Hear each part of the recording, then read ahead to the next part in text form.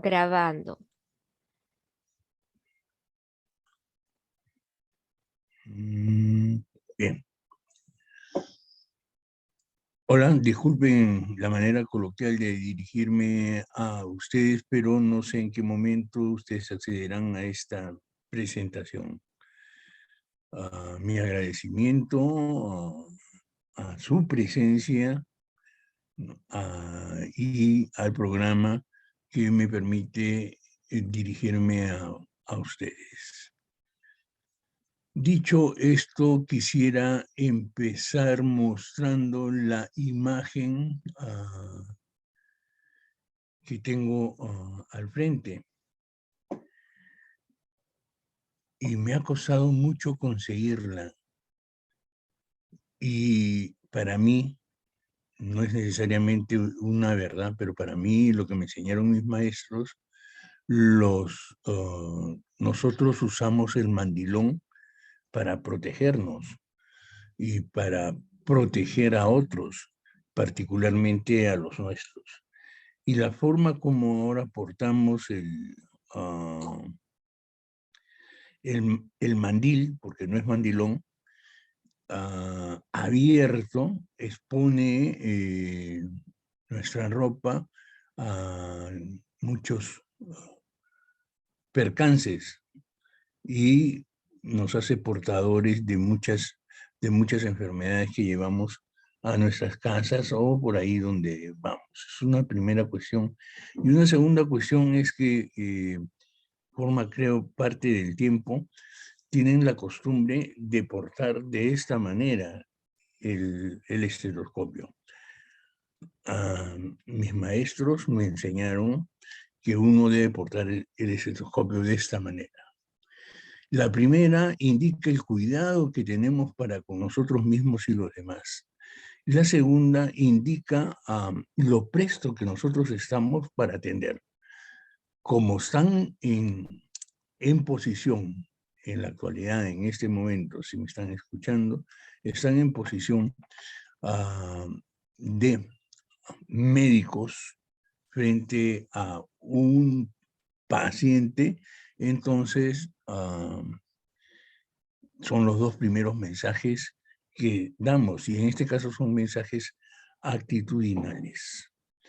Tengo el encargo de desarrollar con ustedes un tema que son las funciones que ustedes tienen que cumplir, pero en particular el referido a la gerencia en el denominado primer nivel de atención.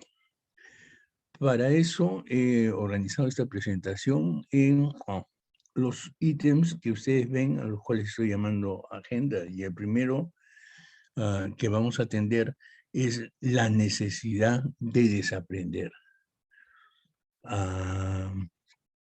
Somos médicos, pero ser médico es una manera particular de ser humano.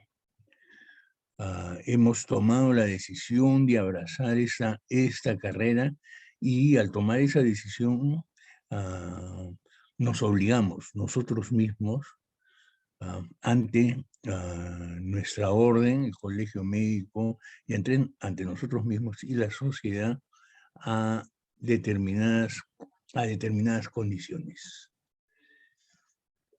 Y lo primero que tenemos que hacer es admitir que ya somos médicos y que estamos frente a nuestra contraparte, un paciente.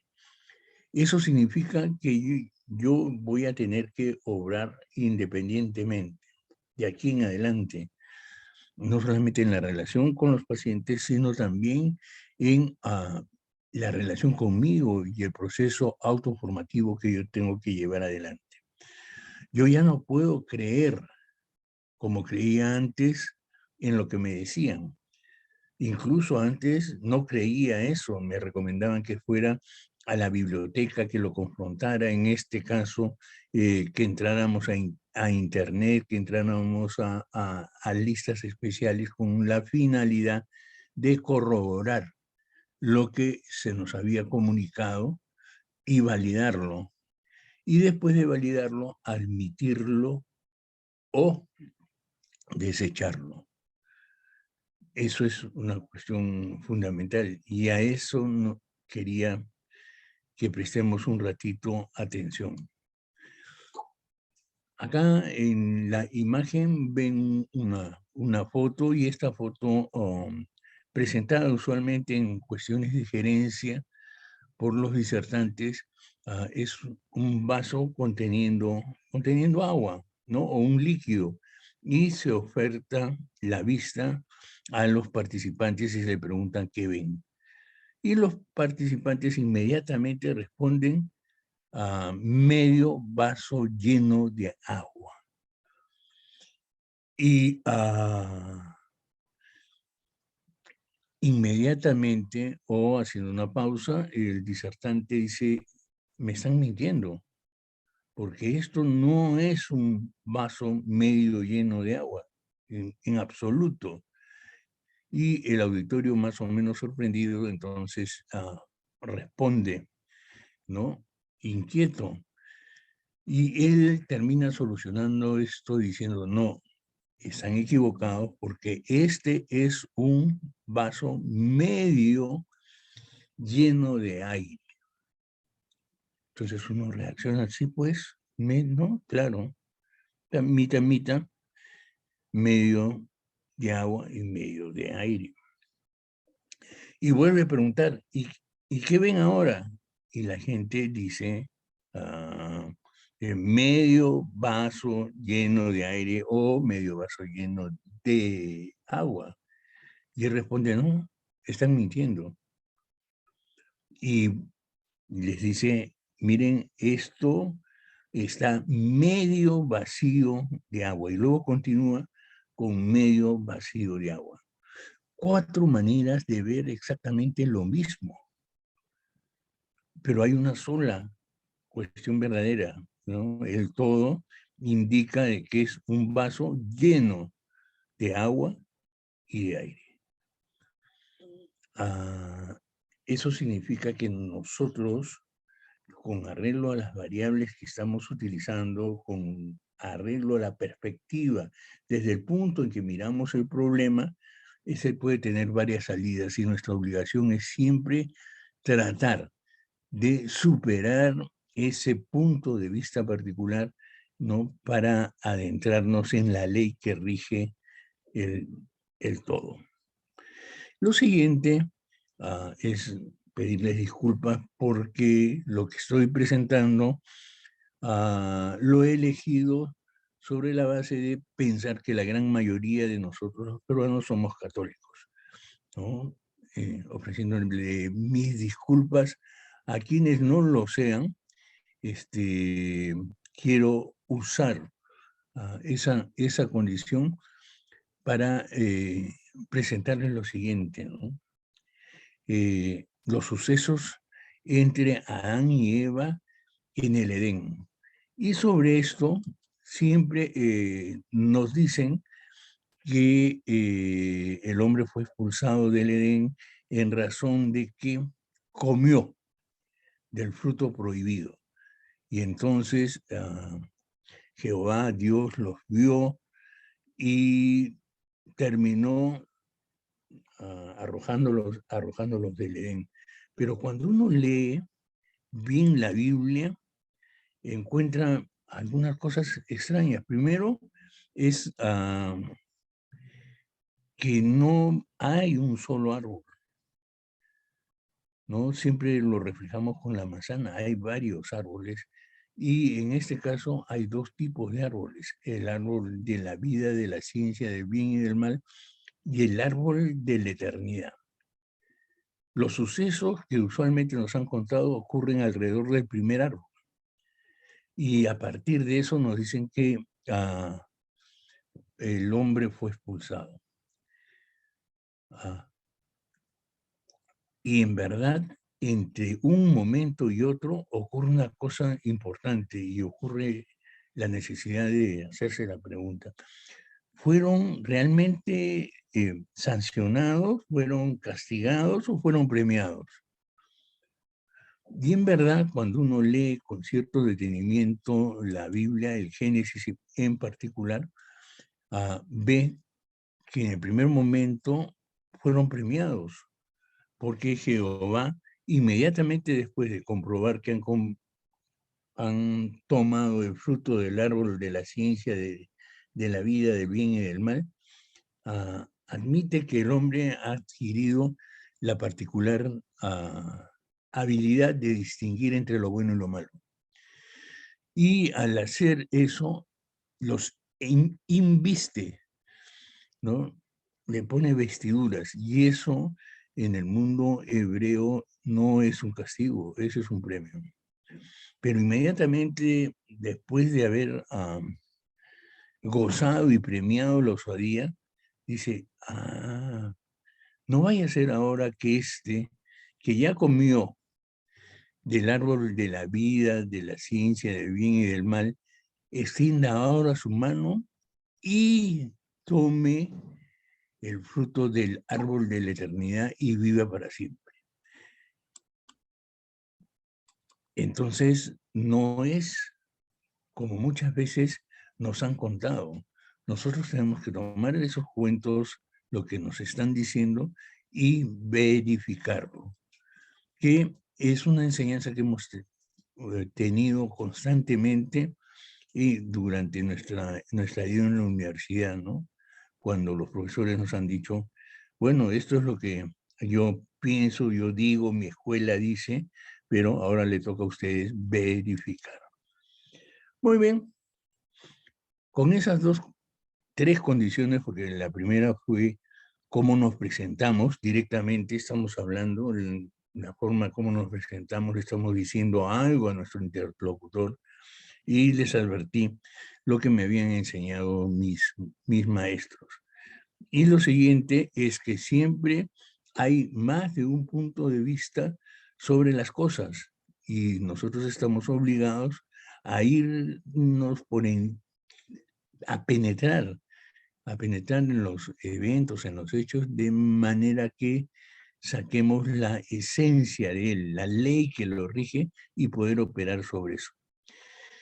Y no creer en lo que nos dicen, sino creer en lo que nosotros tenemos, queremos, deseamos creer.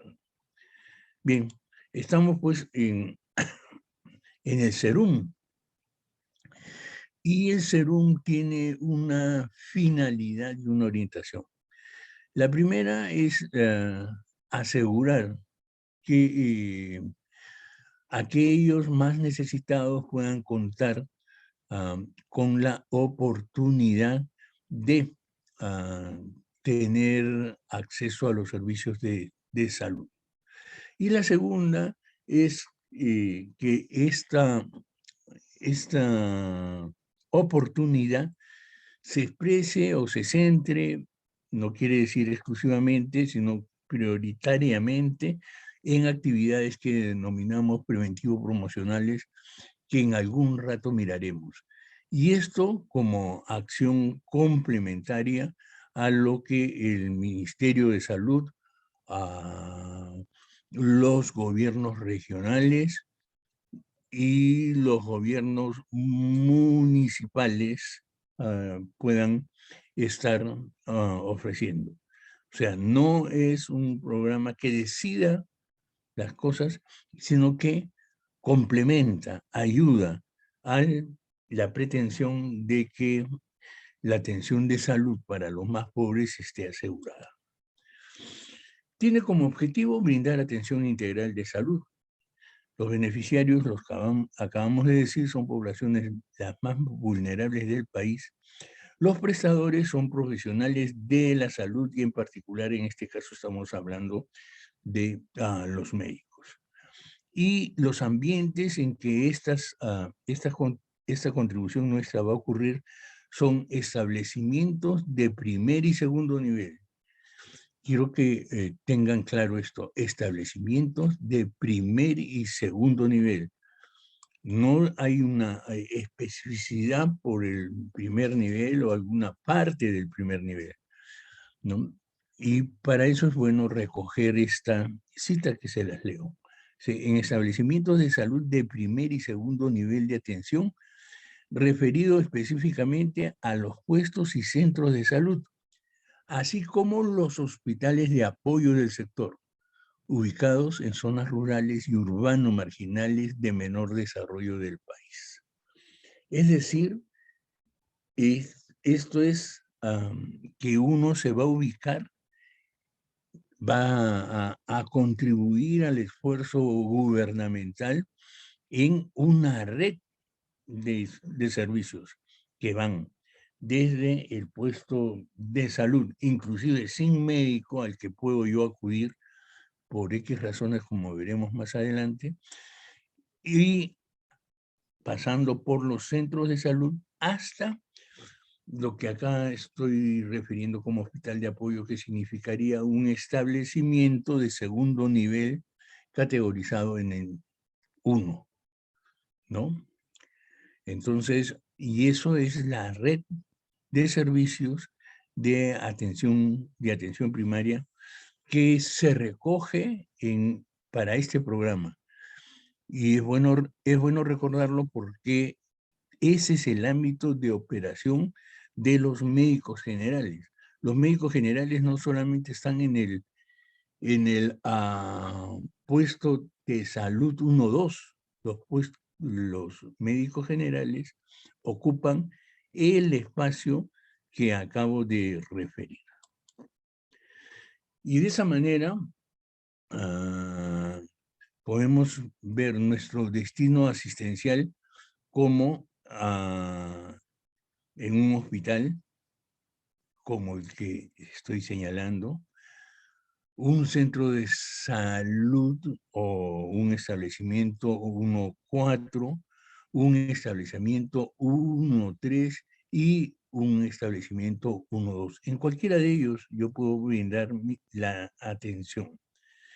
Pero además, porque las cosas han cambiado desde cuando estas cosas se escribieron, yo puedo prestar mis servicios en el SAMU, ¿no? Y a través de prestar mis servicios en el SAMU puedo estar brindando la atención móvil o la atención en foco.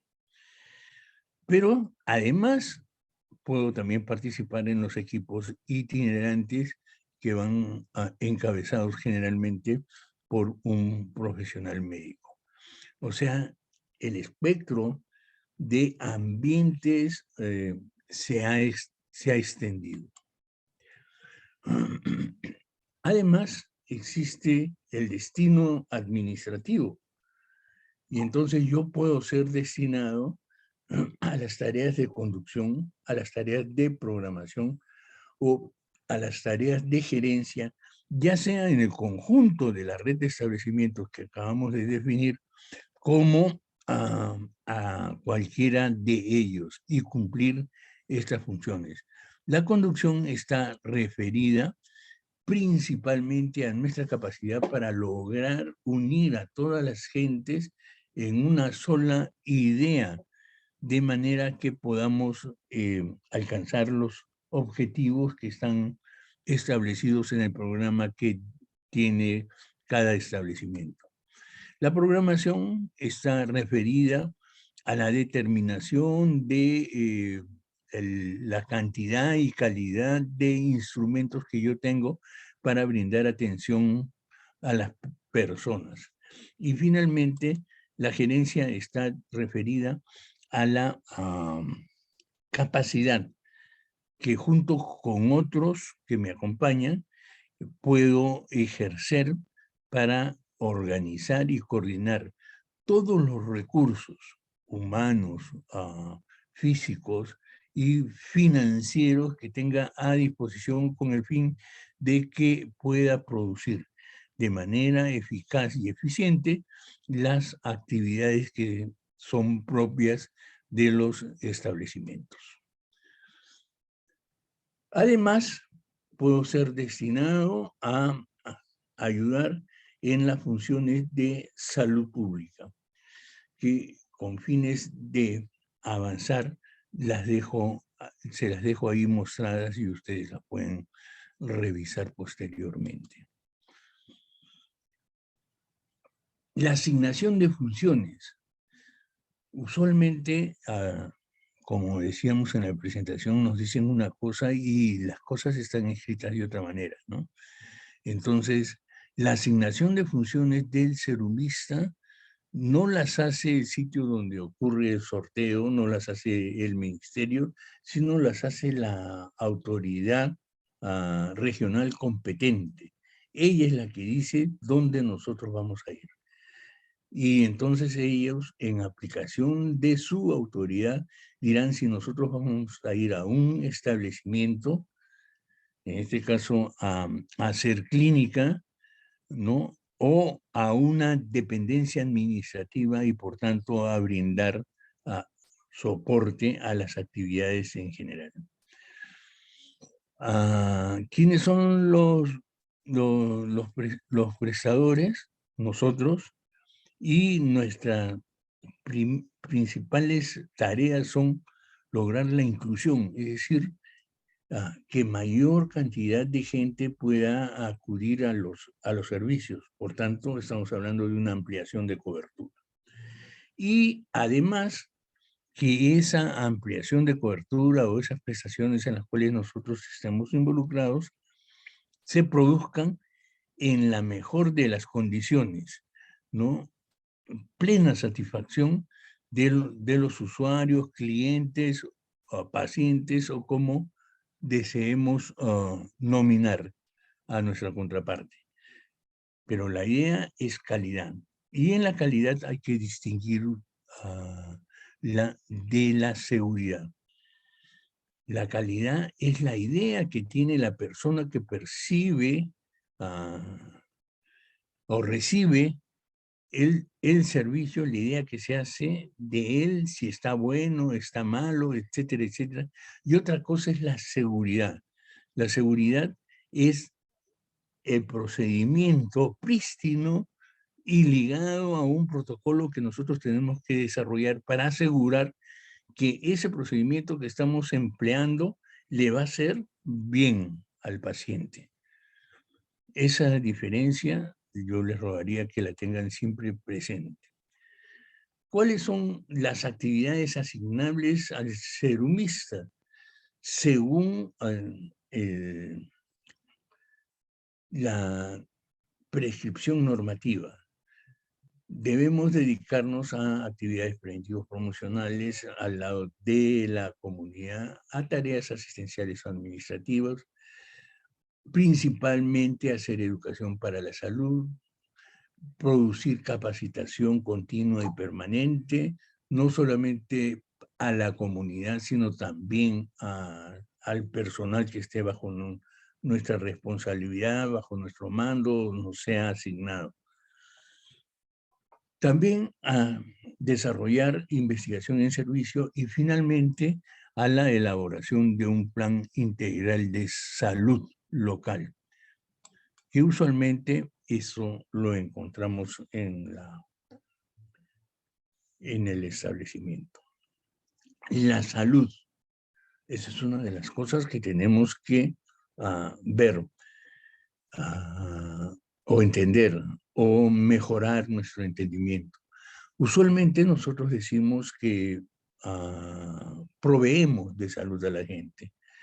Eso no parece corresponderse mucho con la realidad. Y veremos por qué, ¿no?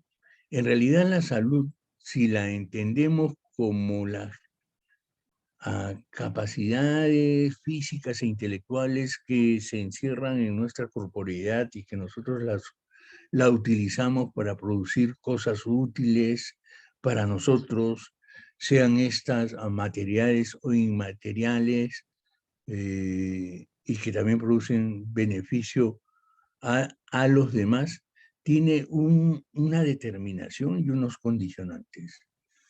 La determinación está dada por el momento en que se produjo el intercambio genético entre nuestros progenitores, ¿no? Y se expresa de la manera que acabo de señalar. Y eso se desarrollará plenamente, podrá tener su máxima expresión si es que tenemos condiciones apropiadas. Y esas condiciones apropiadas están referidas a que nosotros accedamos, entre otros, estos son los más importantes, a una alimentación apropiada, a una vivienda,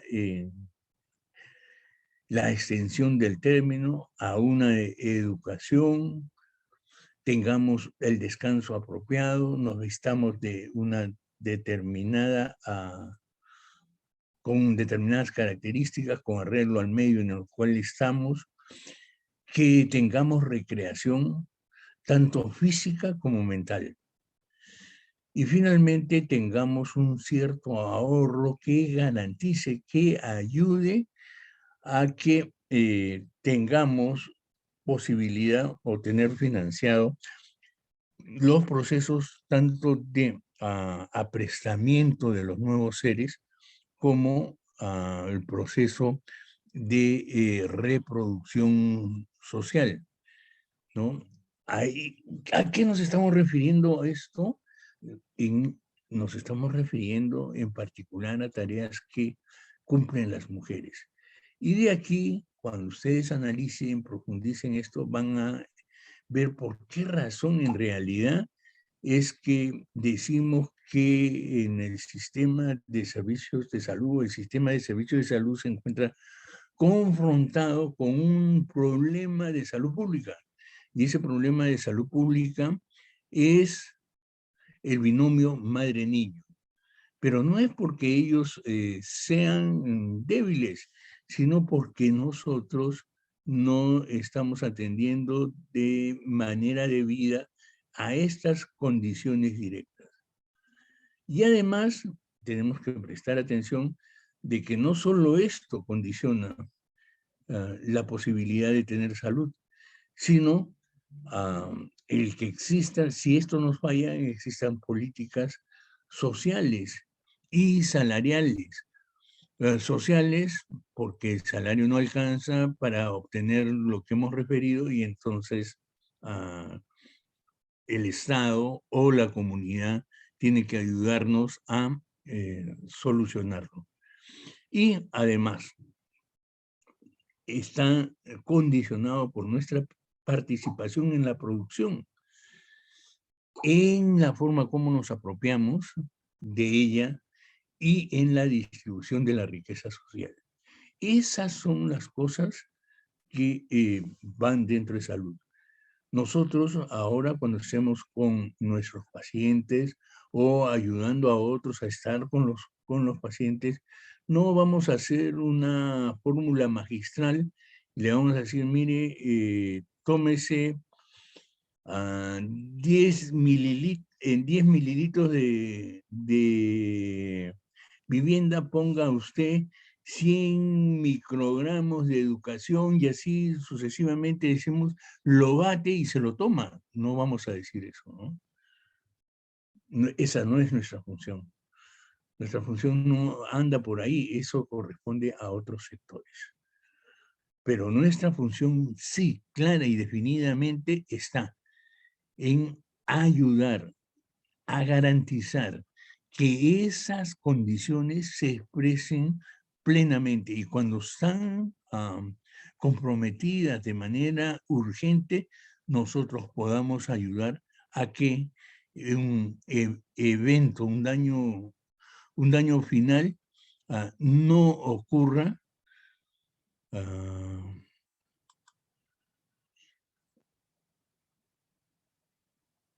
la muerte. Asusta hablar de la muerte. Bien, ¿en qué ambiente estamos hablando? Estamos hablando de la salud, estamos hablando de la vivienda y entonces nos viene esta cuestión que nos hablan de atención primaria. La atención primaria tiene 22 años en este milenio y otros 22 años en el milenio pasado, porque esto empezó en 1978, que fue que ocurrió la declaración de Alma Ata. Y esto tiene una larga historia que va desde 1974 en Canadá, en que se produce un informe especial sobre la cuestión de salud que se conoce en el mundo como el informe de la Londe. Y esto ha ido evolucionando conforme los ítems que ven acá, desde ese tiempo hasta el 2003, en que nuevamente la Organización Panamericana de la Salud declara su adhesión o su nueva adhesión a la atención primaria de salud, en este caso renovada. ¿Qué significa estas cosas desde la perspectiva de 1978? En primer lugar, que se trata de poner al alcance de las gentes y con su participación y a un costo, no es gratuito, a un costo que sea soportable por la comunidad y el Estado, ¿no?, las actividades necesarias para que ellos tengan salud. En todas y cada una de las fases que comprenda el desarrollo de la salud, con además acompañado de un espíritu de autorresponsabilidad y autodeterminación de las personas.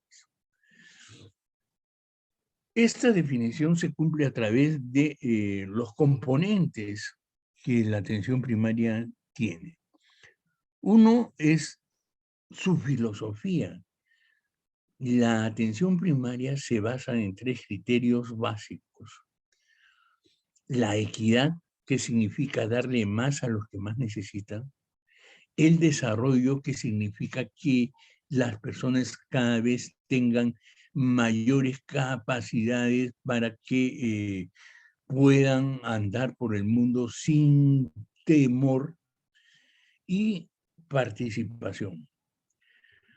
Esto se basa en varias estrategias, o se basaba en varias estrategias, ¿no? Y la primera de ellas es que tiene que tener las comunidades organizadas, ¿no?, y con su planeamiento deben contar con apoyo del Estado. Entonces, la primera estrategia es apoyo multisectorial del Estado. La segunda es que tiene que ocurrir con la participación de la gente. Quien tiene que cuidar en primer lugar por la salud es la persona. En segundo lugar, su inserto primero, que es la unidad doméstica, su familia. La familia es responsable de la salud de todos y cada uno de nosotros. Pero las familias están insertas en comunidades. Entonces, la comunidad también está comprendida dentro de esto. Por eso, nuestras formulaciones han avanzado hasta el modelo de atención integral de salud más basado en familia y comunidad. Y quizás un debate más amplio nos permita ver que es una parte esencial que la tenemos muy descuidada y que eso no hace posible tener el éxito que esperamos. Luego es la tecnología apropiada. El conocimiento nosotros tenemos que transformarlos en instrumentos que, puestos en manos de la gente, cambien las cosas.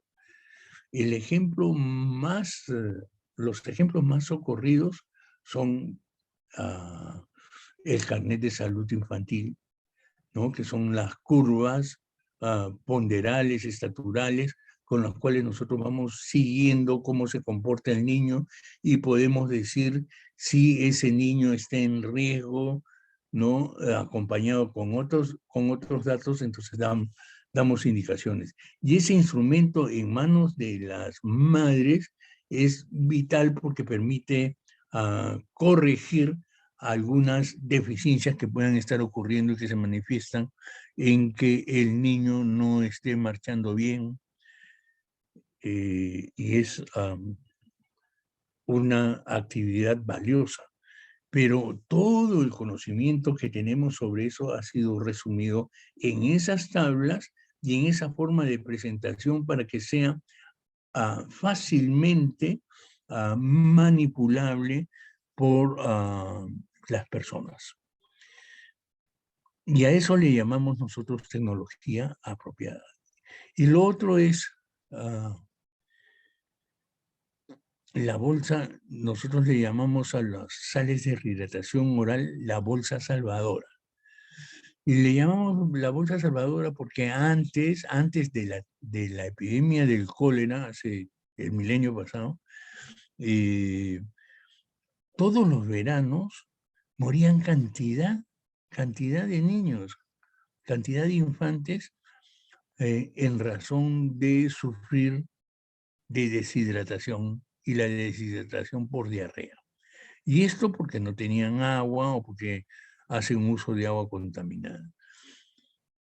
La bolsa salvadora permite la rehidratación que en ese tiempo solamente se hacía en hospitales o centros de salud tipo 2 que tenían capacidad de internamiento porque la reposición hídrica y de electrolitos se hacía por vía parenteral.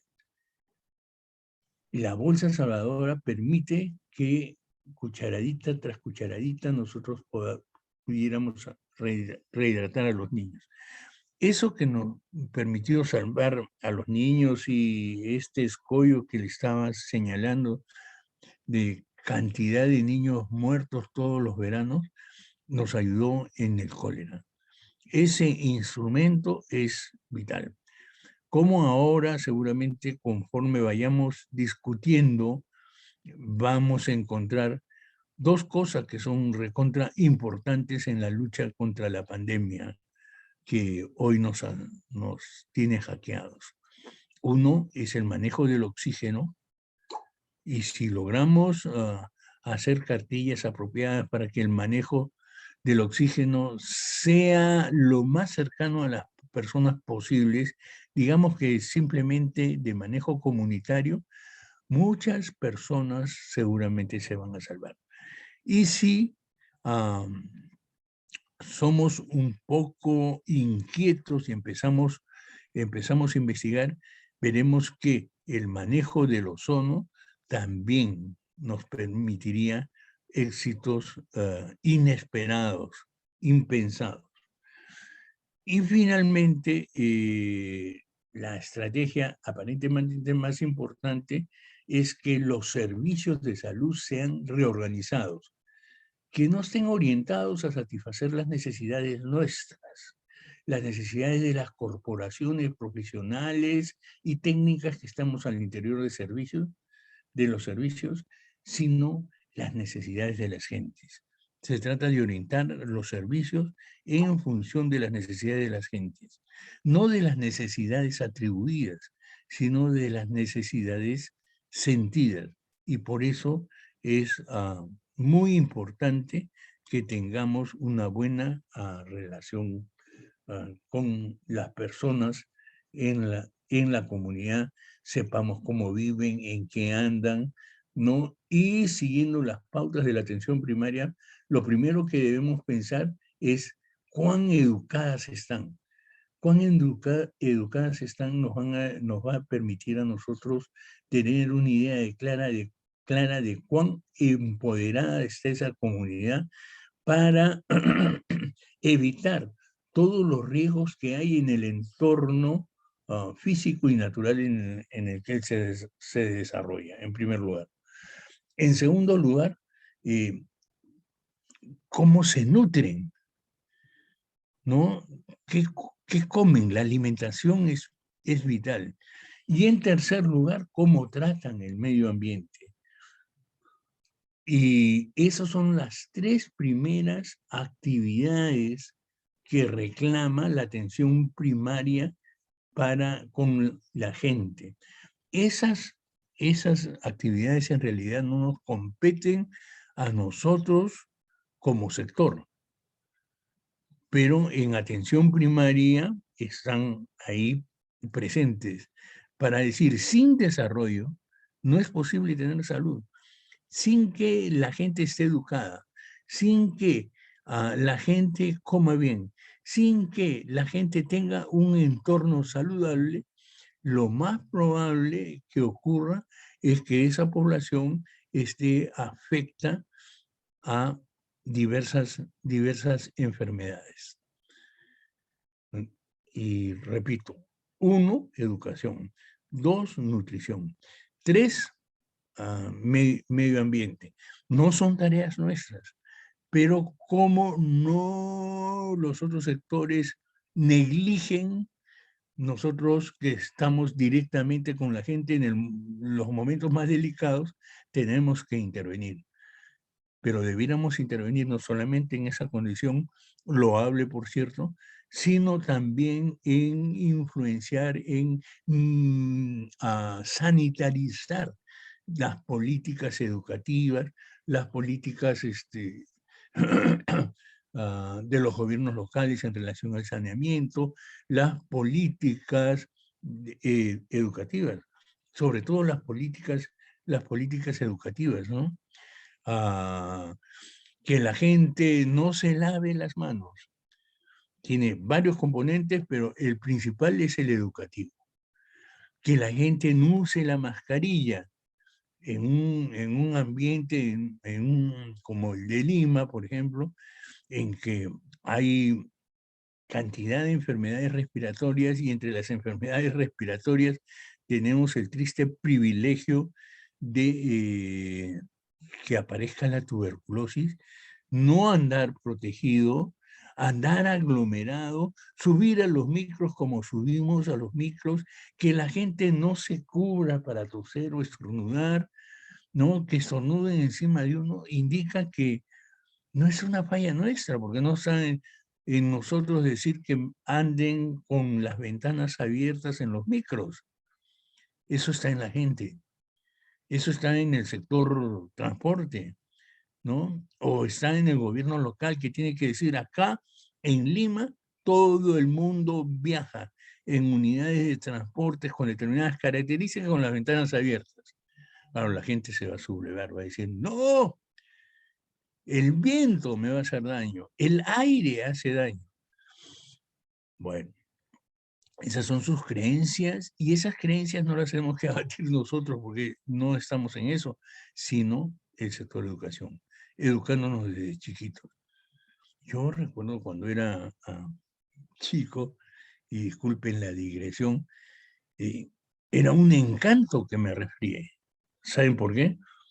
Porque me quedaba en casa toda la semana. Después tenía que ponerme al día, ¿no? Pero era una semana de vacaciones, una semana extra. Nadie iba al colegio si estaba con gripe. Ahora todo el mundo va al colegio, ahora todo el mundo va al trabajo y contagia y a Gil y a Mil. Y hemos perdido la noción de que cuando tú estás enfermo, es mejor que te repliegues a tu casa y tomes los cuidados que tengas que tomar. Y si tienes que salir, pues salgas con con tu mascarilla en un ambiente como este. ¿Dónde está eso? En atención primaria. ¿A quién corresponde? A otros sectores. Pero nosotros estamos involucrados porque la atención primaria nos obliga a pensar en esas condiciones. No solamente tratar al enfermo, sino tratar de que la gente no enferme. Nuestra tarea tiene que ser preservar la salud, ¿no? E indicar a los pacientes, y lo veremos entre un rato a través del acto médico, las actividades que lo promuevan y lo protejan. Bueno, y ahora estamos acá con el serumista. El serumista es un médico, y como médico, él es una persona que la sociedad, a partir de la universidad de la cual ha salido, la reconoce como competente para producir y entregar servicios médicos. Y estos servicios médicos tienen que ser oportunos, tienen que ser adecuados y continuos. No lo podemos decidir nosotros solos, pero estamos dentro del sistema y entonces tenemos que accionar sobre el sistema para que nuestra presencia y la oportunidad de una atención médica sea oportuna, ocurra en el momento indicado, que sea adecuada, que tenga las condiciones que permitan que esa oportunidad sea aprovechada al máximo. Y si existe alguna debilidad, esto pueda, el afecto pueda ser derivado a otro nivel, de manera de que reciba una atención continua. No debe quedarse en ningún momento en el camino.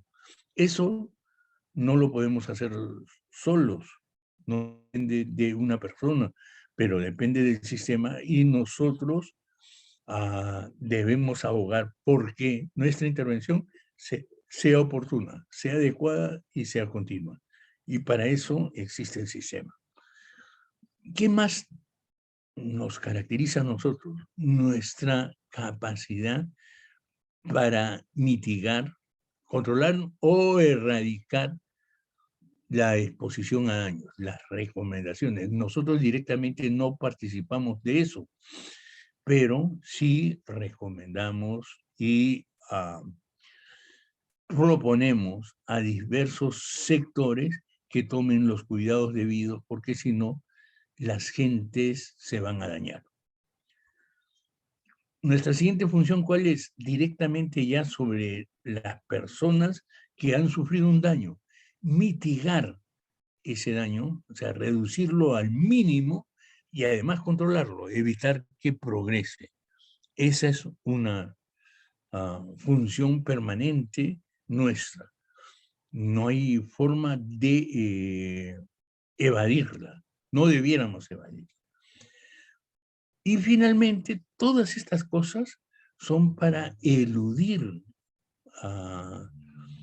la muerte prematura, evitable. Hay muerte prematura, pues muerte prematura es nada más que morirse antes de lo que esperamos que pueda morir, ¿no? Entonces es la premura. Pero lo terrible no es que fuera una muerte prematura, porque puede ser inevitable. Lo que pasa es que la muerte prematura resulta evitable, ¿no? Como estábamos hablando hace un rato sobre el caso de los niños y la diarrea y la deshidratación por diarrea que los conducía finalmente a la muerte. Era y es evitable. Si nosotros tomamos los cuidados, si nosotros garantizamos que tenga tratamiento oportuno, adecuado y continuo, ese daño final no va a ocurrir. Y con eso logramos evadir la muerte prematura evitable. Hay una muerte que nosotros no la podemos evitar, ¿no? Y finalmente, estamos caracterizados por las cosas que hemos conocido, todas las cosas que han avanzado, a producir y entregar cuidados de alivio. ¿Y qué esperan? Eso somos nosotros. ¿Y qué espera el programa de nosotros? El programa espera de nosotros la lista que está acá, que ya la señalé hace un rato. Y si nosotros hacemos una mezcla de estas cosas, entonces tenemos lo que esperan de nosotros, que están signados en el color del serumista, y lo que nosotros somos. Y verán que lo que el programa nos pide sobre lo que nosotros somos es pequeño. Es realmente pequeño, es una parte de lo que nosotros podemos hacer. Y ahora que estamos en el programa, es el momento de probarnos a nosotros cuánto hemos aprendido o cuánto todavía nos falta por aprender. Seguramente siempre vamos a descubrir que nos falta bastante por aprender.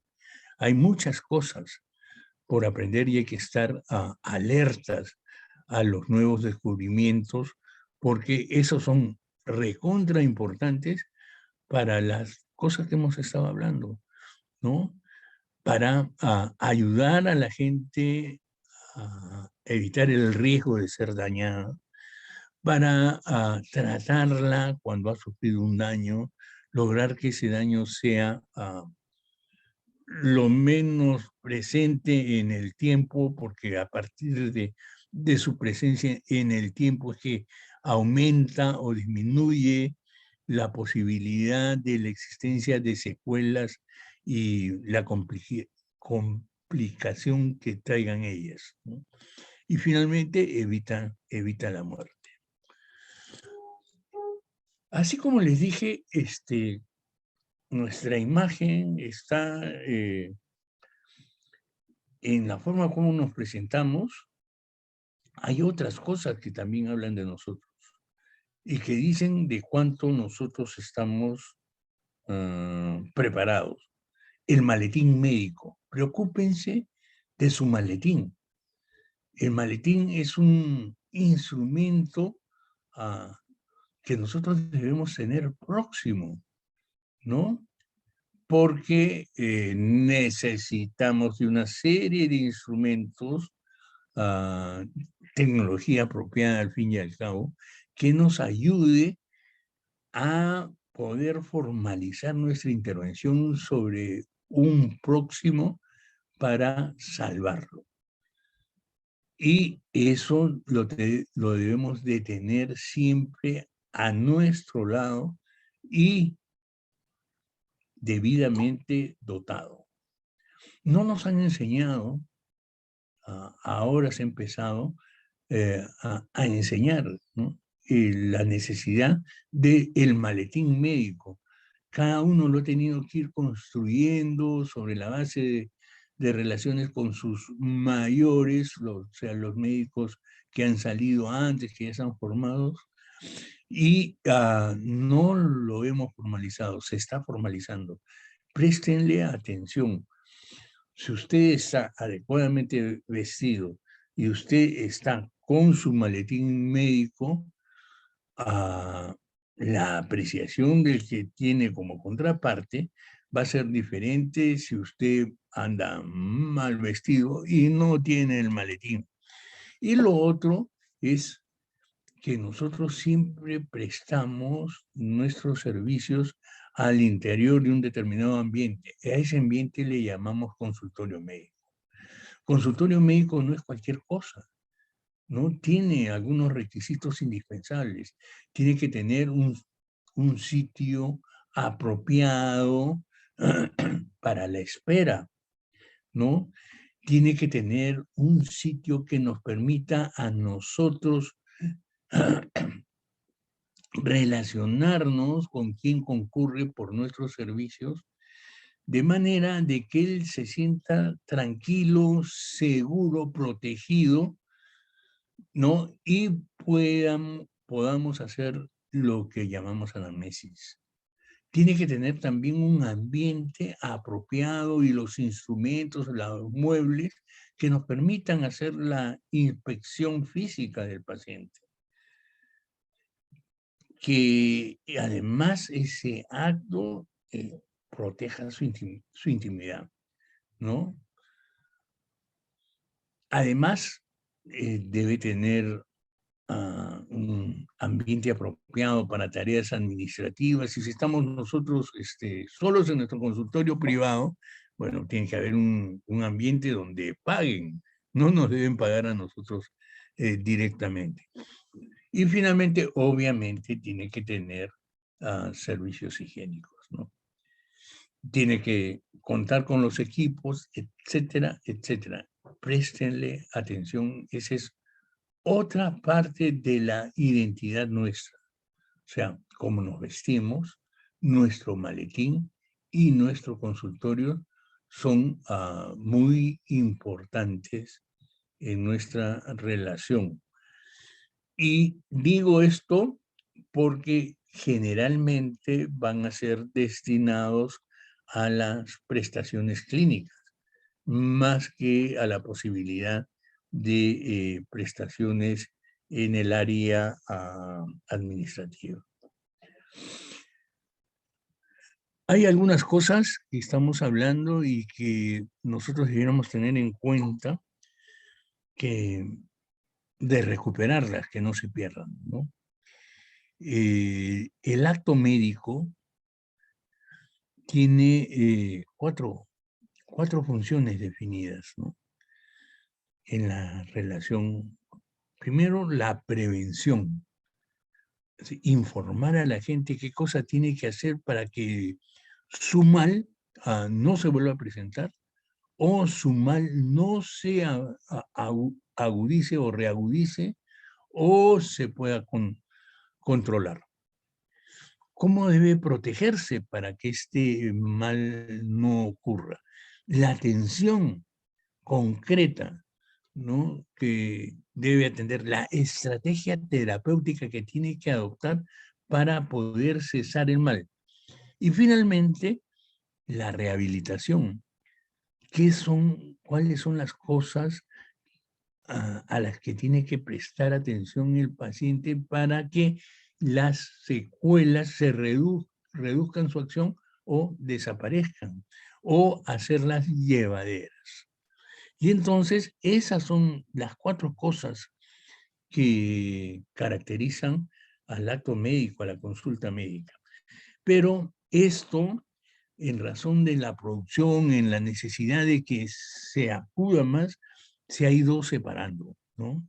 Y entonces se ha visto que las tareas preventivo-promocionales que están referidas a la educación, a las indicaciones, podemos recortarlas, a organizarlas en otro lado, que el otro perfil profesional lo haga, y nosotros nos dedicamos a la atención y a la rehabilitación. Y entonces han empezado a aparecer en nuestras cabezas las actividades preventivo-promocionales y la atención médica. Y en esto ha aparecido también el ataque sistemático a decir que nosotros nos dedicamos solamente a la atención y a la rehabilitación, cosa que no es cierta ni apropiada. Eso no es nuestro quehacer, pero se va dejando de lado. Entonces, de ahí se ha avanzado más, se ha hecho una ley casi dentro de los servicios que todo lo que está referido a la atención clínica, a la atención de la persona como persona individual, debe ser tratado por una dependencia, que es salud de la persona. Mientras lo que está dirigido a grupos y que se puede hacer en grupos es promoción de la salud. De ahí se han sacado nuevas consecuencias de promoción de salud, que es una actividad destinada a la promoción y a la prevención, ¿no? Y en el otro caso está destinado a la atención de los daños y principalmente a la rehabilitación de funciones. Cosa que además en la actualidad no lo hacemos por diversas razones, porque nos hemos ido olvidando, porque tenemos mucha urgencia, hay mucha gente que atender, etcétera, etcétera, y entonces se va perdiendo, ¿no? Y de esta manera se han conformado 2 divisiones grandes, ¿no? Las referidas a salud pública, que tienen que ver con estas intervenciones preventivo-promocionales, que en realidad son las cosas que desde la medicina necesitamos para que las gentes vayan bien, ¿no? Que son, algunas están referidas a la actividad de las personas y otras están referidas a la actividad de la sociedad para garantizar el ambiente que las gentes necesitan. Y el otro son las prestaciones clínicas. Cosas nuevas que han aparecido en el caso de salud pública y en particular de la promoción de salud es la necesidad de una nueva subfunción o el distingo de una nueva subfunción, que es la protección. Es promoción, prevención y promoción, protección y prevención, ¿no? Promoción y protección de la salud, prevención del daño. Y en el otro lado es atención del daño y rehabilitación de las funciones. Bien, y en este otro lado ha aparecido una nueva subfunción muy importante. Cada vez van a encontrar más gente como el suscrito, ¿no?, fiel militante de la PAM, o sea, población adulto mayor, que vive más tiempo, ¿no? Y que, porque vive más tiempo, tiene otras características y algo así como no son en realidad nuevas enfermedades, son las mismas, pero que ya no tienen casi solución. Ya no tenemos, la ciencia no nos ha permitido todavía tener los instrumentos para ayudar a evitar su muerte. Y entonces debemos prever qué hacemos y a eso le estamos llamando la atención de alivio. La parte superior está referida al desarrollo humano. Es una parte que está bastante lejos de nosotros. Tenemos que ver si como ciudadanos, como profesionales, como inductores de conductas apropiadas en los otros sectores, claro que tenemos que ver, ¿no? Y la otra que tenemos que ver, que es nuestra responsabilidad, porque nosotros somos los jefes técnicos de los equipos de salud. No somos los jefes sociales, pero sí los jefes técnicos. El desarrollo de servicios depende de nosotros. Si los servicios son magros, están mal hechos, están de cabeza, etcétera, no es un problema del gobierno. O siéndolo, no es solamente de él, es también de nosotros. Y por ahí tendríamos muchas cosas que discutir. Lo dejamos ahí y seguimos adelante. ¿Qué son los cuidados de alivio? Son las actividades que nosotros desarrollamos para acompañar a la gente en el momento final, ¿no? Para que él se sienta lo más cómodo posible hasta el momento del cese de sus funciones. Principalmente controlar el dolor y otros síntomas que le hacen la vida absolutamente incómoda. Esos son los cuidados de alivio y que tenemos que tener en cuenta porque no están suficientemente desarrollados. Hace un buen tiempo un ministro me decía a partir de un instrumento que habíamos ensayado en la comunidad, me dice, oiga, doctor Arca, ¿y ahora qué va a hacer con su motolancia? Motolancia le llamaban a una motoambulancia.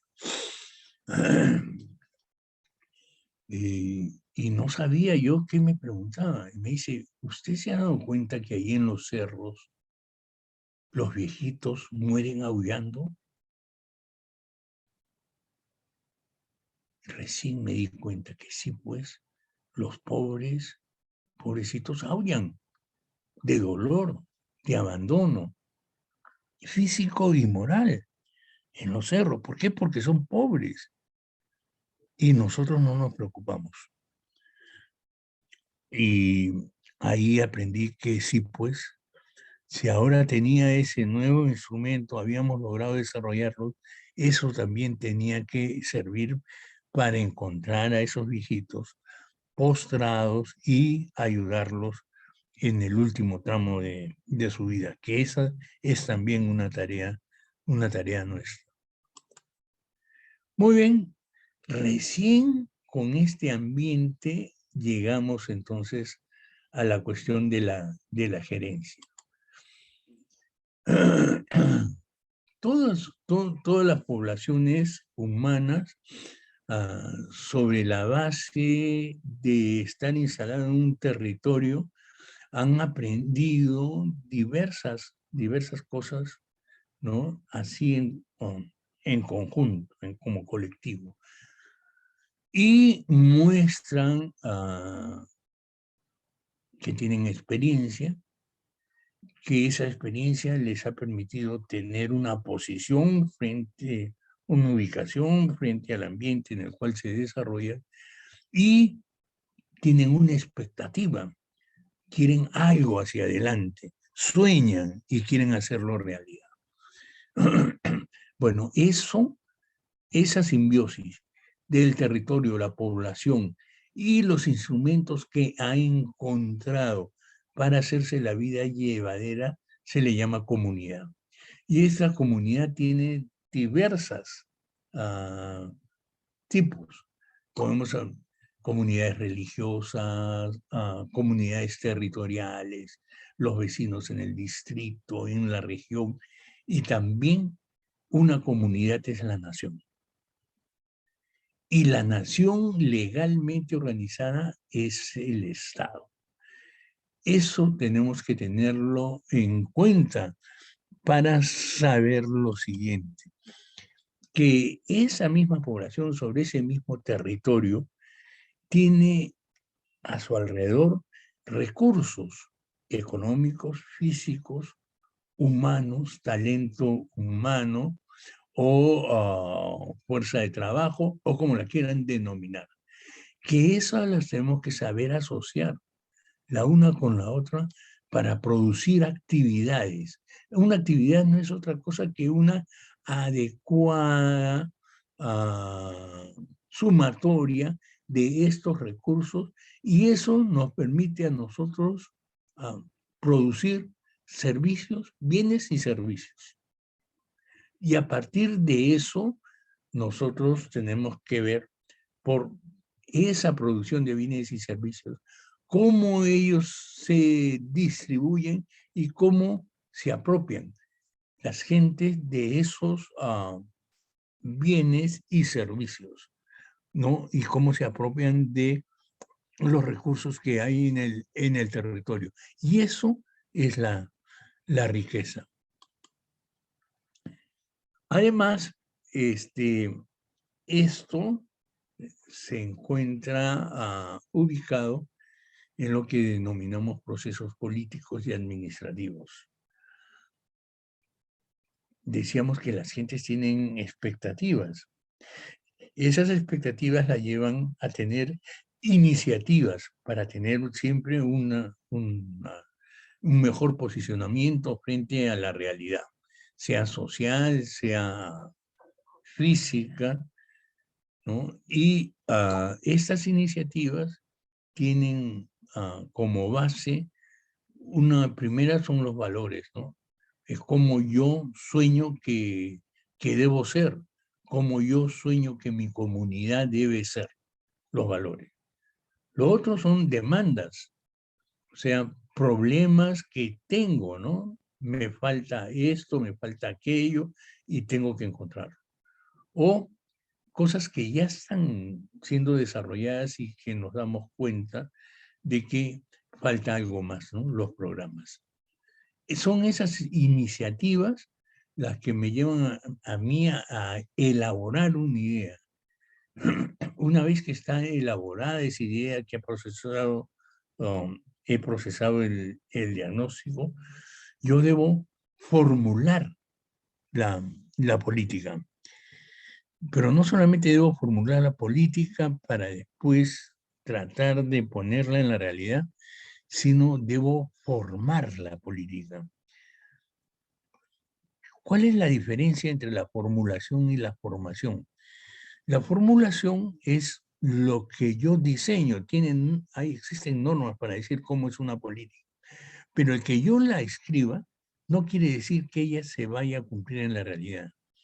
Para que esa formulación pueda existir en la realidad, pueda ser implantada de manera exitosa, uno requiere de formación. Entonces tiene que esta formulación someterla al veredicto de aquellos que van a operar esto, sean los trabajadores, por ejemplo, sean estos profesionales o técnicos, como es el caso nuestro, o la comunidad, o otros efectores, de manera de que todos de conjunto podamos atender y entonces la implantación se hace más sencilla, la ejecución se hace efectiva y los procesos de supervisión y monitoreo que se tienen que realizar se hacen mucho más fáciles y comprensibles. Dejan de ser punitivos para hacer procesos educativos que permitan a nosotros emitir un juicio de valor para enmendar aquello que no esté apropiadamente desarrollado. Y a partir de esas evaluaciones, de esos juicios de valor sobre las cosas que se están desarrollando, poder hacer un nuevo diagnóstico o tomar una nueva iniciativa. Debemos tener en cuenta, ahora que estemos en la comunidad, de que así como empezamos hablando del Edén y no nos ocupamos de la relación entre el hombre y la mujer, entre dos seres humanos, era aparentemente mientras Adán estaba solo, no había problema, todo estaba bien, él era uno con el mundo, ¿no? Y el mundo era como él decía, como él lo había nominado, hasta que apareció Eva. Pero no es Eva, no es la mujer, es otro ser humano, es otra manera, otra mirada, otra forma de ver las cosas, ¿no? Y empezó el problema. No ese problema entre el hombre y la mujer, sino empezó el problema. ¿Cuál es el problema? Es que hay una situación que estamos viviendo y una situación que nosotros esperamos. Y generalmente sobre lo que vivimos, el diagnóstico casi no tenemos discrepancias. Todo el mundo dice que los sistemas de salud en nuestro país están fragmentados, son precarios, etcétera, etcétera. ¿Dónde están las diferencias? Las diferencias están en lo que aspiramos y en el cómo vamos a llegar a eso que aspiramos, ¿no? Y es ahí donde aparece el problema. La verdad es que deben ser miles, cientos de miles de problemas, porque los humanos somos un montón, no somos Adán y Eva, ¿no?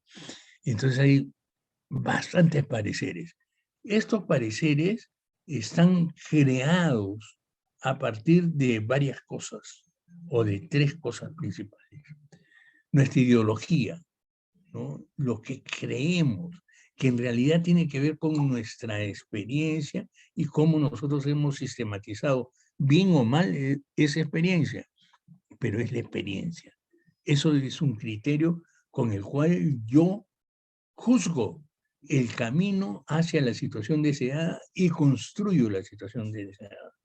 La posición no es lo mismo, mi querido interlocutor o querida interlocutora, usted cuando era estudiante en relación con sus profesores y ahora usted está en relación con la comunidad y es médico o médica.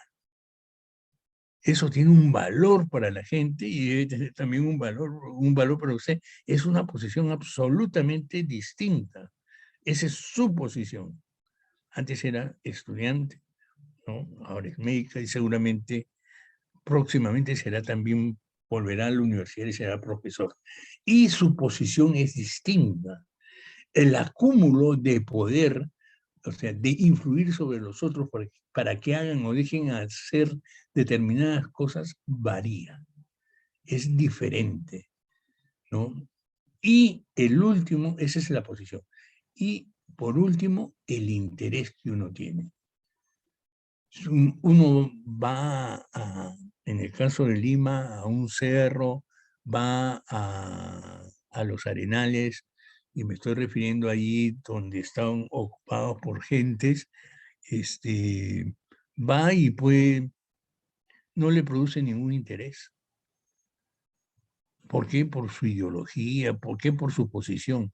No, no tiene ningún interés, ¿no? Entonces no quiere ir ahí, no va más. En cambio otros sí tienen mucho interés, ¿no? Y se entregan a ese tipo de trabajo. Y es lo que permite tener soluciones apropiadas, ¿no? Que faciliten las cosas que hemos venido señalando. En administración, en gerencia, siempre hay problemas. Y además, el arte del gerente es, si no hay problemas, los crea, porque el gerente está para solucionar los problemas.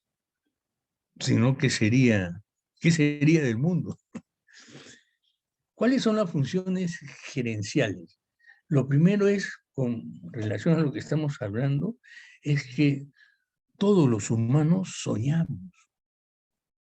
Una virtud importante nuestra es soñar. Siempre queremos algo nuevo, distinto, superior. Y eso está muy bueno, ¿no? Es lo que nos permite avanzar. Claro que a veces nos producen trompicones, pero bueno, así es el mundo, pues así es la vida. El sueño. El sueño es básico, incluso hasta para que aparezcan estos problemas, ¿no? Porque si no soñara, si yo no soñara que la gente tiene derecho a tener atención médica oportuna, adecuada y continua, no existiría el sistema.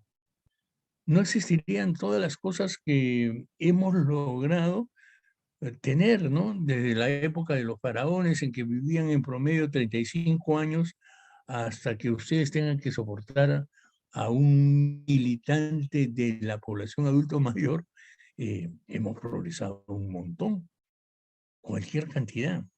Y eso ha sido porque nosotros soñamos. Y el soñar nos lleva a nosotros a planear, a determinar qué queremos, a establecer visiones, misiones, objetivos. Y una vez que hemos formulado eso, aparece otra cosa que también es muy propia de nosotros, aunque como en otras especies nos dividimos, ¿no? Entre los no alfa y los alfa.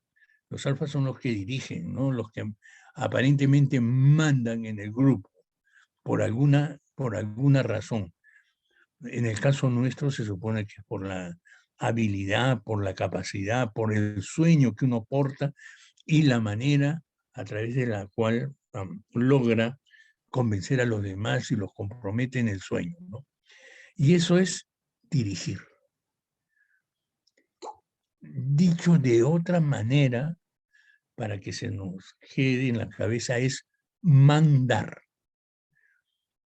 Uno tiene que soñar, pero no basta soñar. Uno tiene que transformar eso en realidad. Y para transformar eso en realidad hay que saber mandar. Hay distintas formas de mando, ¿no? Hay mandos autoritarios, pero hay mandos también democráticos.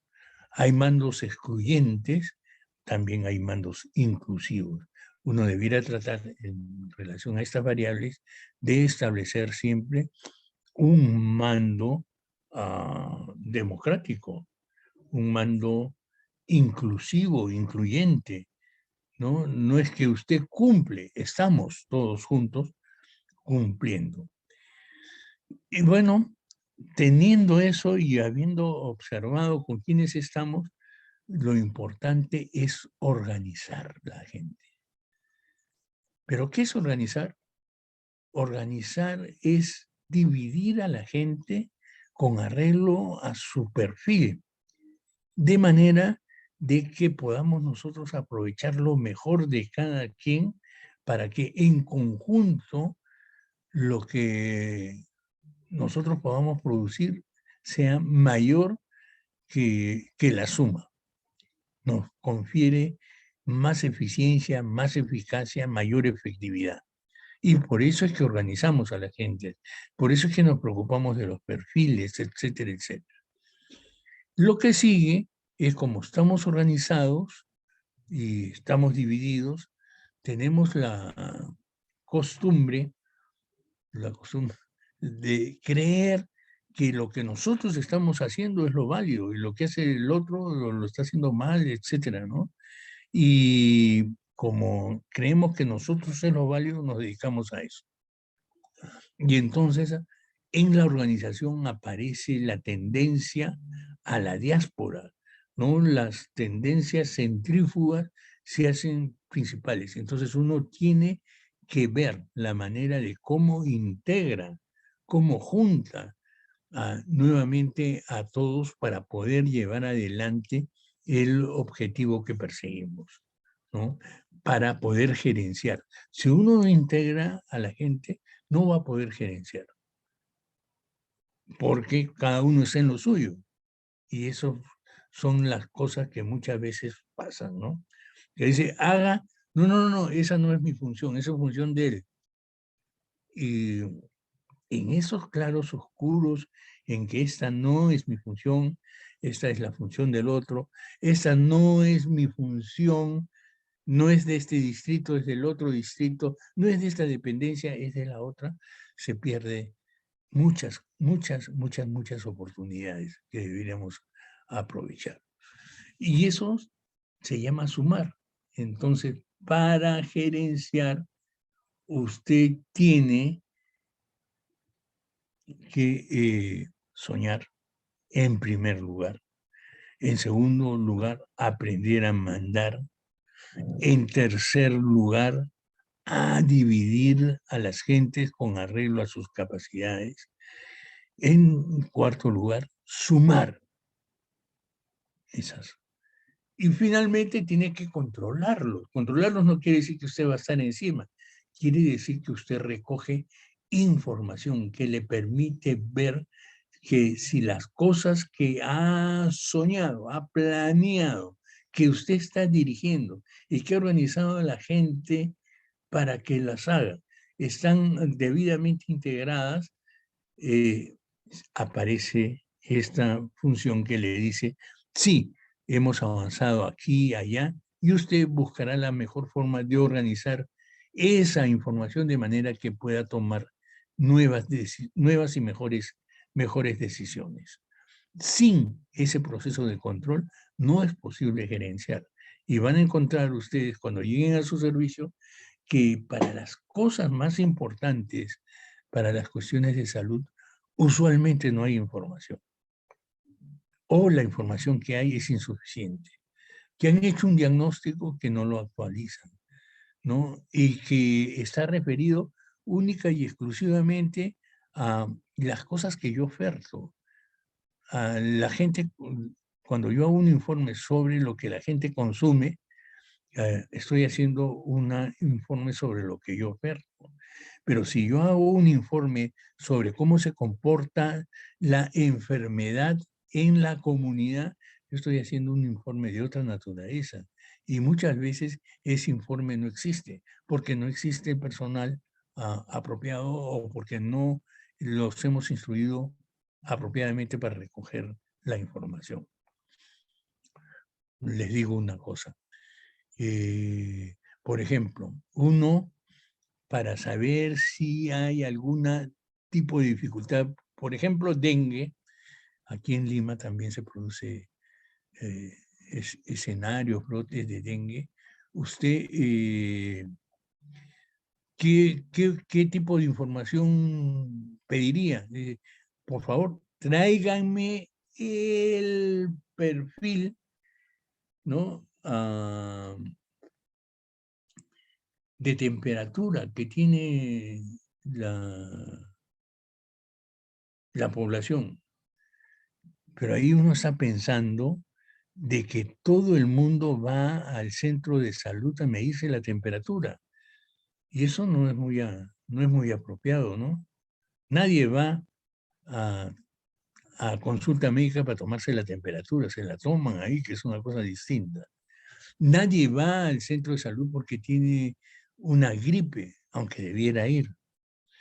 Entonces, ¿dónde busco esa información? ¿Cómo se está desarrollando el síndrome febril? ¿Dónde lo busco?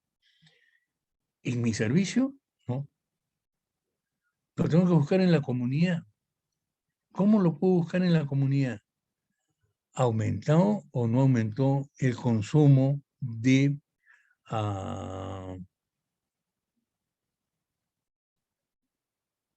medicamentos que permitan hacer descender la temperatura?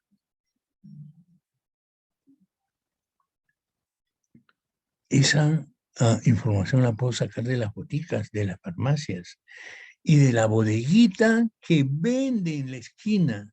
Y le puedo ir y preguntar, dígame, señor, ¿cómo anda la venta de Panadol? Doctor, ha subido. Ah, carambita. Entonces sí hay un problema, ¿no? Hay un problema. Hay que saber tener esa información, construir esa información. Y hay información que no la vamos a encontrar en el servicio y ustedes, para tener éxito en su función, van a tener que buscarla. Y esa última es informar. Compartan la información que logran, no solamente en forma de diagnóstico, sino compártanla en el proceso de la formulación, porque si la comparten en el proceso de la formulación, están a la vez formando la política que les va a permitir tener éxito en su gestión. Muy bien. ¿Qué es administrar? Sobre la base de lo que hemos dicho, está puesto aquí al frente, es lograr resultados mediante la acción de otras personas, proporcionándoles el ambiente propicio para obtenerlos. Entonces, cada quien va a cumplir una función y yo tengo que tener clarito qué recursos físicos, qué recursos humanos y qué recursos financieros necesitan y proveer, y de la manera apropiada. Y entonces él va a poder cumplir sus funciones. Mi función es hacer eso, agenciar los recursos para que ellos los pongan en operación. Y yo los vigilo y los transformo en... ¿Qué hay en el medio ambiente que yo me tenga que preocupar? En el ambiente próximo, inmediato a lo que yo estoy haciendo, tengo gente que me provee determinados recursos. Tengo gente que intermedia la llegada de esos recursos hacia mí. Tengo gente que viene hacia mí en condición de cliente. Entre nosotros no se usa mucho esa palabra, pero usuario, o si quieren, paciente.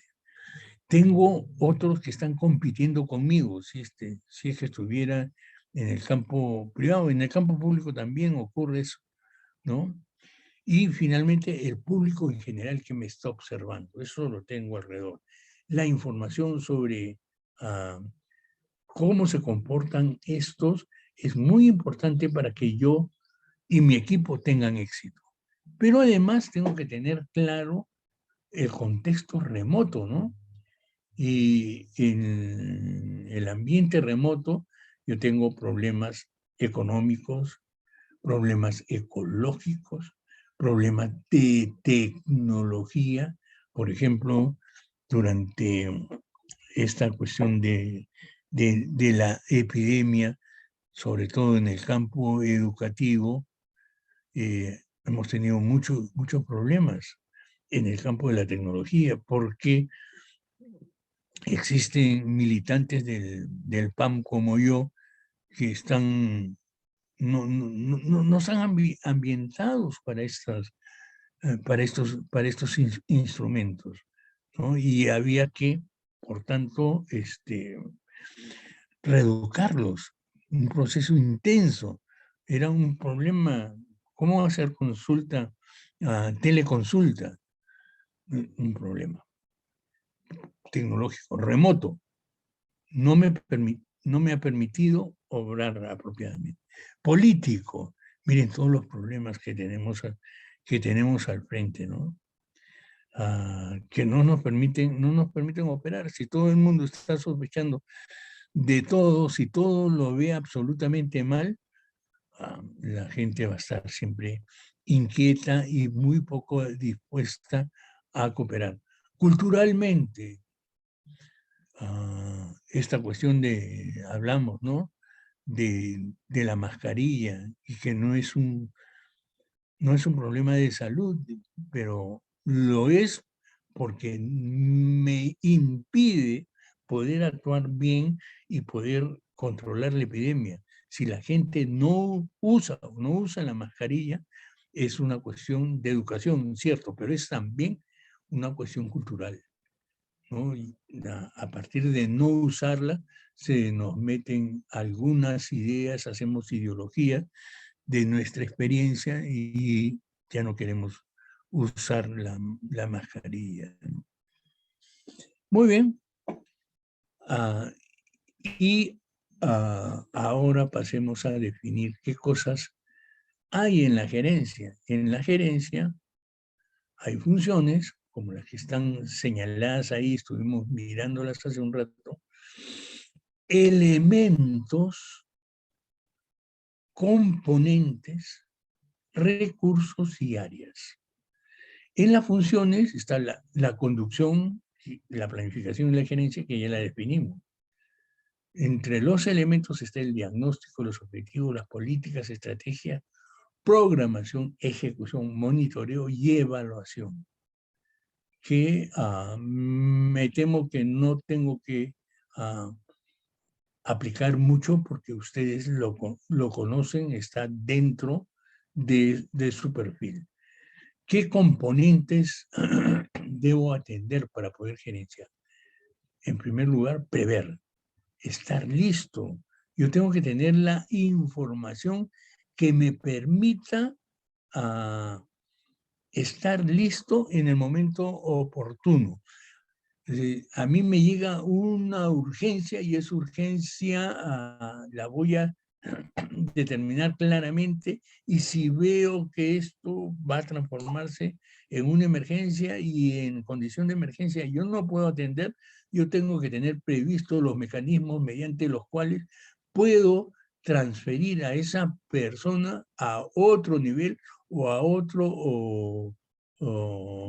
otra dependencia especializada, de manera de que garantice que su tratamiento sea continuo. Y para eso tengo que tener organizado, ¿no? Una cosa es un centro donde se atienden urgencias y otra cosa es un centro donde atienden emergencias. Y en el centro de emergencias también tengo que atender, porque puede ser que esta persona requiera una unidad de cuidados intensivos, o requiera entrar a sala de operaciones, o requiera entrar a sala de parto. Todas esas cosas tienen que estar organizadas antes de que los hechos ocurran. Y solamente pueden estar organizadas antes de que los hechos ocurran si yo he previsto.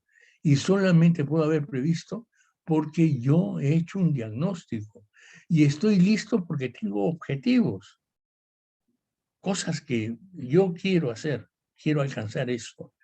Y para alcanzarlos he dicho qué hacer y cómo hacer, ¿no? O sea, he diseñado las políticas que hacer y cómo hacerlo, las estrategias.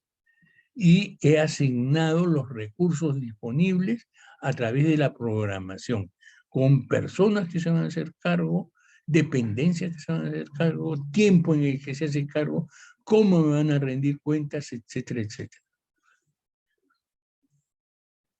Dentro de los componentes también está el coordinar, ¿no? Y hablamos hace un rato sobre el coordinar, lo vimos como la necesidad, a través de la necesidad del integrar, ¿no? Es coordinar a las gentes. ¿Y para qué hago esto? Esto lo hago porque quiero tener el menor costo posible, la mayor rapidez y el mayor efecto. Y eso se llama en gerencia racionalizar los recursos.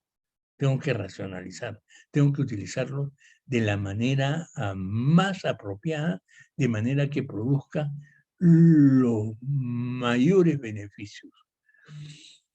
¿De qué recursos estoy hablando? De los humanos, de la plata, el financiero, los equipos y la tecnología que me debe acompañar. ¿De qué áreas estoy hablando? Estoy hablando de los seres humanos, del talento que ellos tienen y cómo los voy a emplear. Estoy hablando de las finanzas, cómo me llegan los dineros que yo necesito para tener los recursos apropiados para ponerlos en operación y obtener los bienes y servicios que yo requiero para obtener o no obtener éxito. La forma como adquiero esto, los almaceno, los entrego, es la logística. Sin logística yo no voy a poder hacer nada. Yo puedo tener un sueño muy lindo, muy grande, pero si no tengo un buen logístico que sepa comprar, salir a comprar a tiempo, vamos a estar fastidiados, como estuvimos, por ejemplo, en la época primera de la pandemia. Y lo otro es que yo tengo que mantener todas estas cosas funcionando bien. Tengo que brindarles mantenimiento. Y no tengo que esperar a que las cosas se malogren para estar peleando por un presupuesto. No, yo tengo que procurar que el mantenimiento sea enmarcado en lo que se llama ahora el mantenimiento preventivo total. Las máquinas tienen un tiempo de uso y tienen regulaciones de qué cosas uno debe hacer para que esa máquina dure lo más posible en el tiempo, primero, y en segundo lugar, que se mantenga operativa. Y si no hay un adecuado mantenimiento, vamos a tener muchos problemas. Esto implica que yo voy a producir diversos emprendimientos, empresas, ¿no? Y voy a clasificarlas industriales, comerciales y productoras de servicios. Por su origen, voy a decir que estas son públicas o privadas, o son mixtas con arreglo a lo que manda nuestra Constitución. Para ver cómo me comporto dentro del mundo de los que estamos produciendo lo mismo, yo tengo que tener en cuenta 4 variables. El ambiente en que esto se está produciendo, la empresa misma, ¿no? Los proveedores de la empresa y también sus clientes o usuarios. Sin eso va a irse las cosas un poco mal. Estas cosas que yo estoy mirando pueden ser fortalezas o debilidades. Me estoy refiriendo a las cosas que están directamente bajo mi control. El tipo de infraestructura, el equipo, la tecnología, los recursos humanos y otros que yo necesito, ¿no? Y la suma apropiada de estos es lo que produce la amplitud estratégica en la operación, ¿no? Yo puedo tener todo bien, ¿no? Equipamiento, tecnología, recursos humanos y recursos globales, pero no tengo la infraestructura, mi amplitud estratégica se convierte en cero, porque no tengo dónde poner en operación, ¿no? Y ahí tendría una debilidad estratégica, porque eso me va a llevar a la derrota en los afanes que tengo.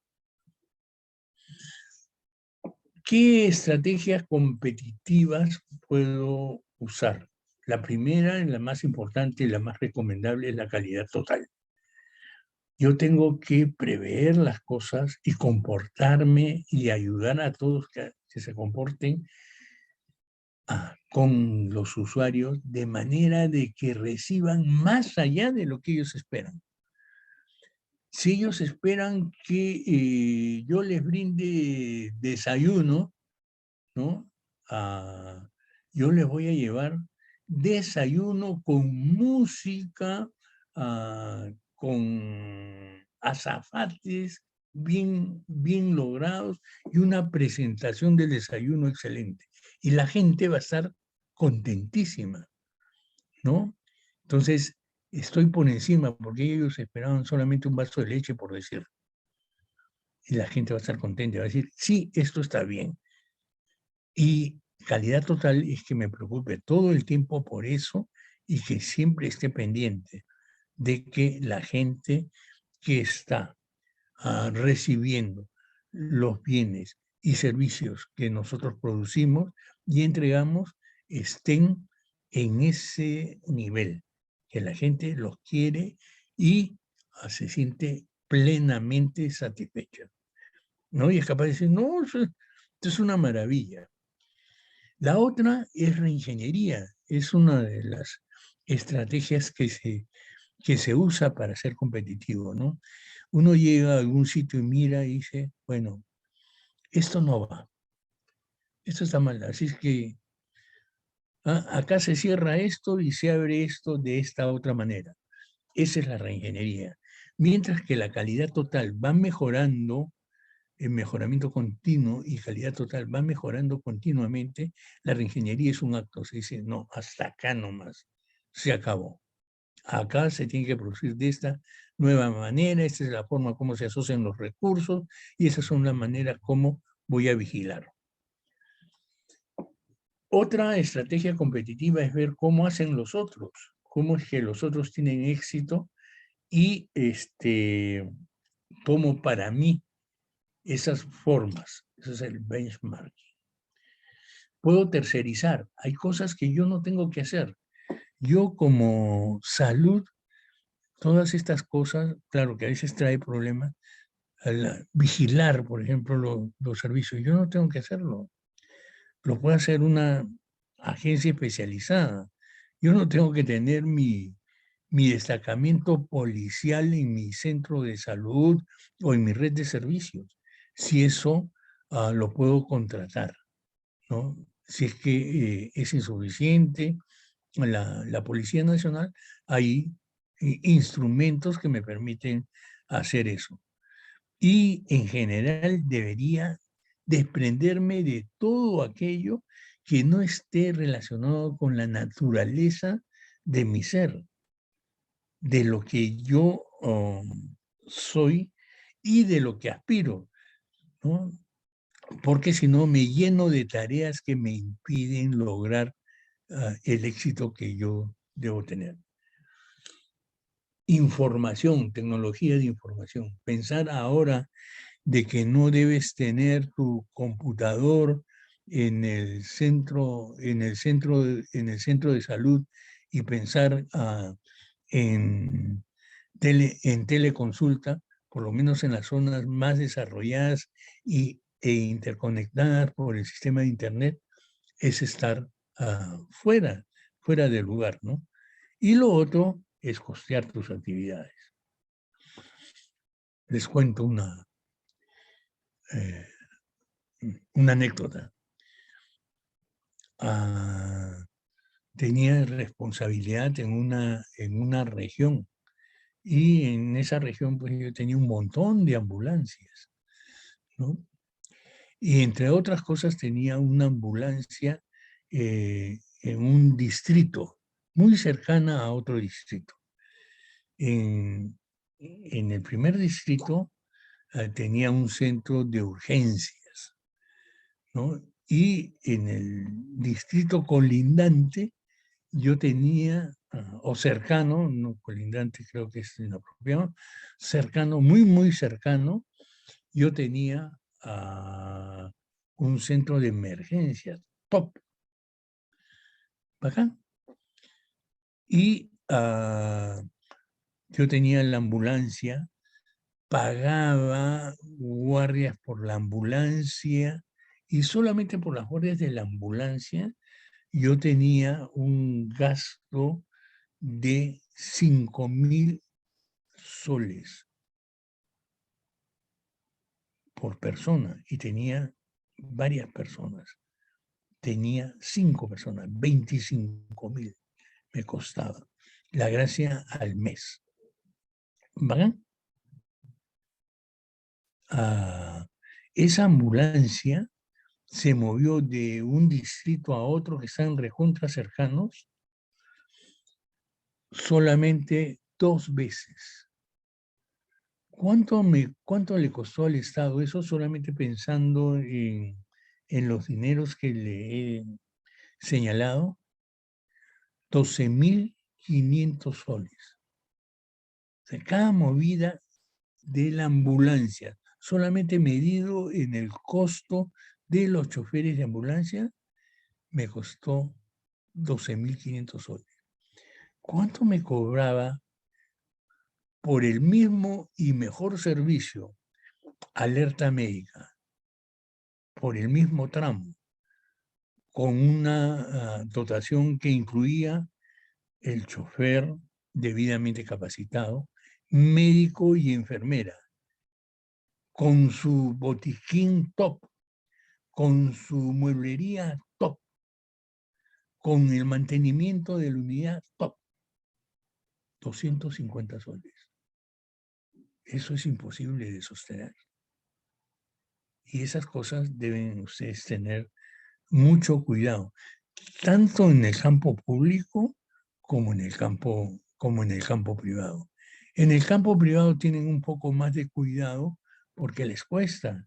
Y en el campo público a veces son un poco negligentes porque el gobierno da, pues, y punto.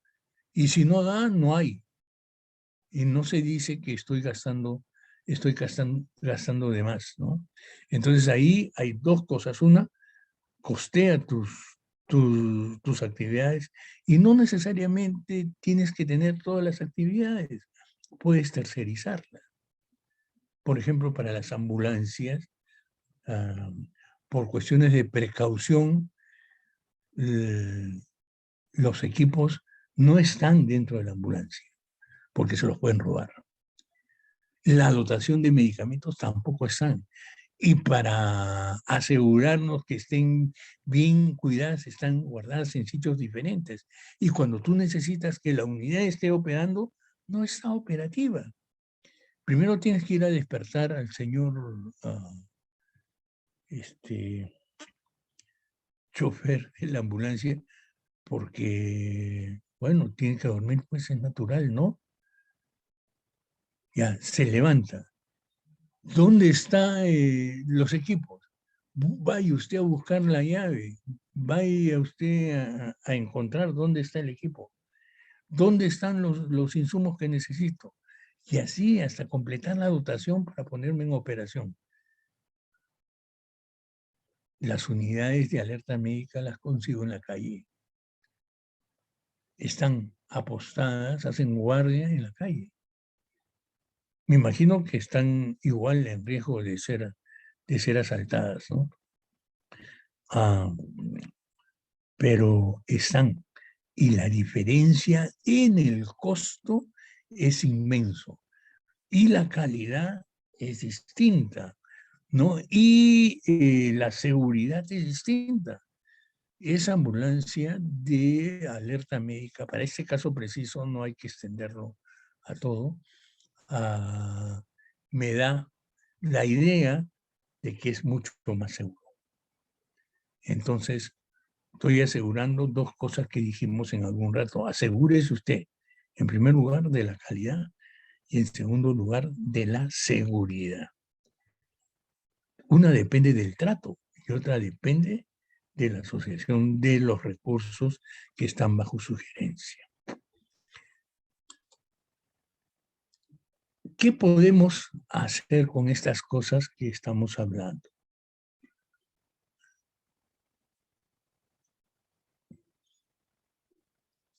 Si hemos hablado ¿de qué cosas hemos hablado? De oportunidad, ¿no?